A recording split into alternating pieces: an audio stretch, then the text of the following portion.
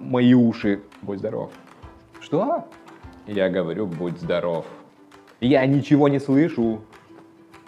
Но это не удивительно. Ты же чихаешь с закрытым ртом и при этом плотно еще закрыл нос. Это привело к повышению давления в носоглотке и в среднем ухе. От этого заложило и уши. Это еще хорошо, что не было разрыва барабанной перепонки. Да-да, такое бывает. И что же мне делать? Выпей стакан воды за 5-6 глотков.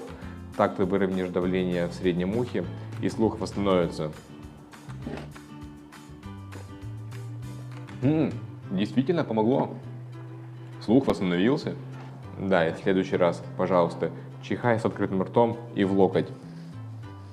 Так не произойдет повышение в носоглотке и в среднем ухе, а слюна твоя не будет разлетаться в окружающую среду.